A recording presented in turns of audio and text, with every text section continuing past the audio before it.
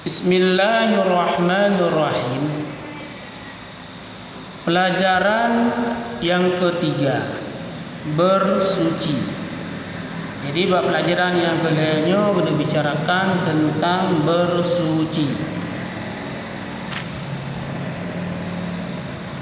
Sebelum mengerjakan sembahyang, mestilah terlebih dahulu bersuci. Ya, Mbak. Sebelum kita laksanakan ibadah kepada Allah, kita perhatikan terlebih dulu kita perhatikan cara bersuci kitanya. Baik suci badan, suci pakaian dan suci tempat.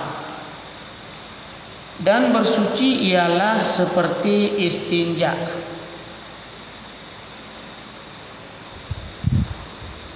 Bersucinya adalah contohnya lagi tak istinja. Tarah kotoran,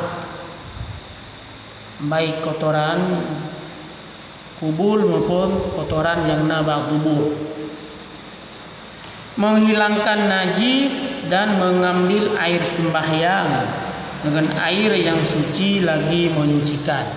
Yang kita perhatikan sebelum kita melaksanakan ibadah kepada Allah, kita perhatikan nilai kita cara beristinja, gimana cara bersuci, dengan cara kita peglih najis, dan cara kita tatung ismbahyang, dan cara kita mensuci dengan yang suci lagi menyucikan.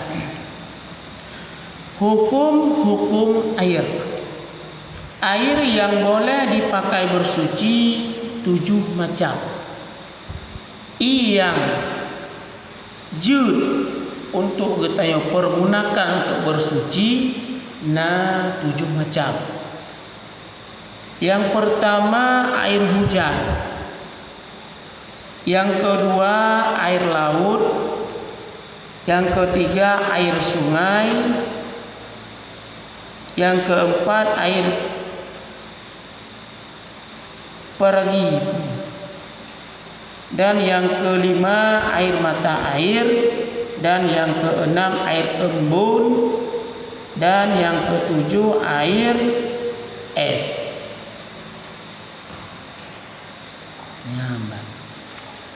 Kemudian air banyak dan air sedikit.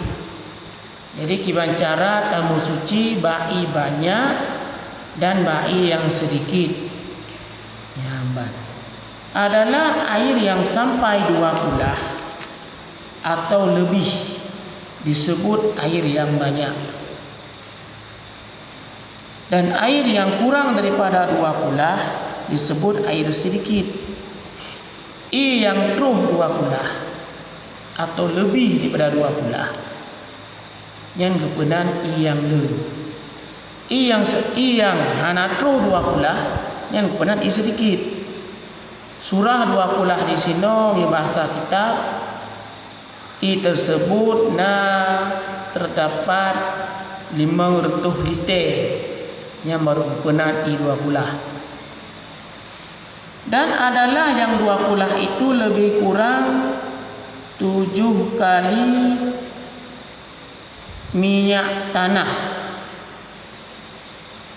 dan dengan ukuran pada kolam yang 4 persegi ialah 1/4 hasta.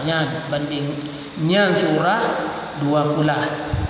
Kolam yang dapat segi kulah yang adalah sebesar kulah tersebut warna 2 kulah 1/1 hasta.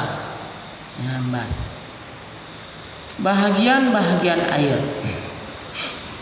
Air terbagi kepada 3. Yang pertama air suci lagi menyucikan.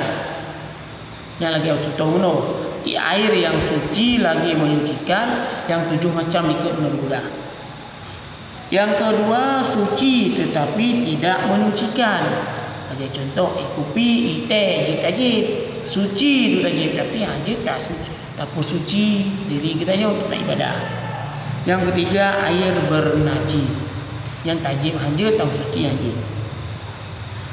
Kemudian air yang suci lagi menyucikan ialah air yang belum dipakai untuk bersuci seperti berwudu dan tidak bernajis, dan disebut juga air mutlak.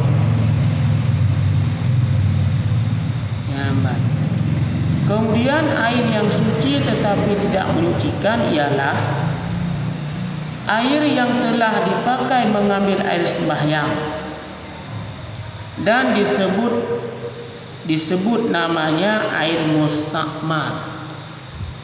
Kalau kita pakai air suci yang digunakan air mustakmal. Demikian pula air yang dipakai dengan kalimat yang lazim seperti air kelapa, air mawar. Demikian pula air yang berubah sebab benda yang bersih. Wallahu a'lam bishawab.